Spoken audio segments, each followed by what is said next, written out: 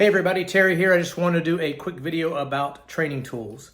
There's been a little stirring lately in our organization anyway, about training tools, how they work, and no matter how much information we put out on them, things can get a little cloudy.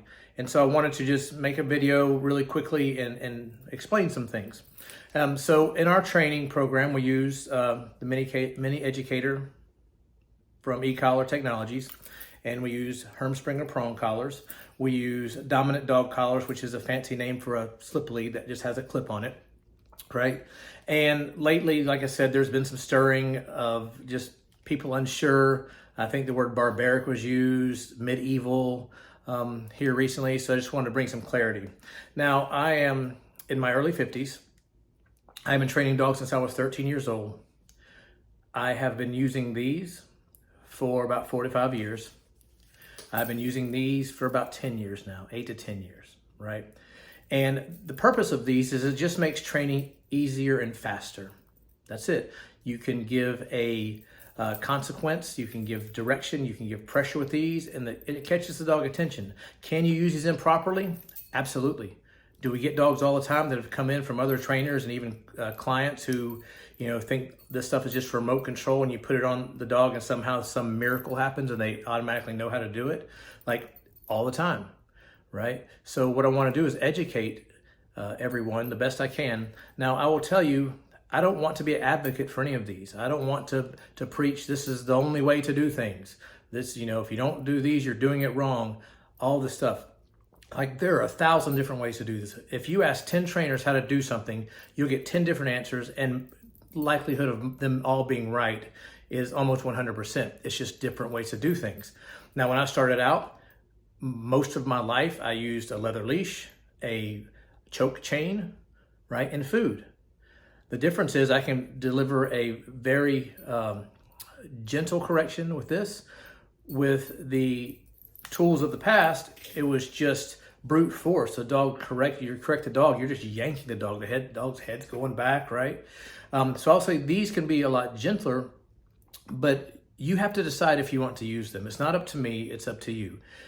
We train as many dogs without them as we do with them, right? Or we have folks that say, maybe I don't want the prong collar, but I'm interested in the e-collar, but I need to know more about it. I'll also say that we do all of this in front of you, like all of it. There is no backroom stuff. There's no taking the dog away and tuning the dog up and, we got to take the dog back here for insurance reasons or whatever. All of it is done right in front of our clients. Everything I do at the training center without edits is on our YouTube channel. So there are no secrets. There's no hidden agendas. Like, use them or don't. This is your personal choice, right? If you do not want to use any of these tools, by all means, do not use them. There's a bunch of other ways. Just know that it will take longer is the biggest thing. These just speed training up. And it's easier to communicate what we do with this directly to our clients than it is to meet every week or do a board and train for 5-6 months, to get this dog proficient in all this stuff. So again, use them or don't. That's totally up to you. Don't let anyone talk you into them. And if you decided on using them, don't let anyone talk you out of them. All right. These are just training tools. There's a good chance all this stuff goes away one day. And when it does, we'll just go right back to training like we've always trained. No big deal. You're not going to get the dependable recall, off-leash recall with just the old techniques.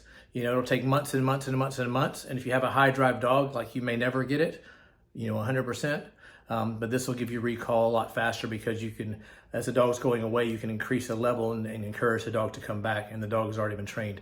These are not remote controls. The higher you go, it's not more likely that the dog is going to do it if it doesn't know what it's supposed to do. So you have to teach the dog first. So I'm going to cut this short. I'm almost to 5 minutes. If you have any questions about this, leave them in the comments. If you are against it, be against it. I'm not going to reply to any comments saying this is brutal. I'm just not. We can go back and forth all day. I thought this was cheating most of my life, and now I've adapted it because it is a good tool and we use it a lot differently than most. So have fun training your dog. Watch your dog. Your dog will tell you if this is too much. Not all of these tools are good for every dog. So your dog will tell you if it's too much. Just pay attention to your dog and go slow. Do not try to push your dog through anything, right? You're guiding your dog. You're in a position of leadership and you're leading your dog with these tools, okay? So keep that in mind and you'll do fine. Again, I'm Terry and I sure hope this helped.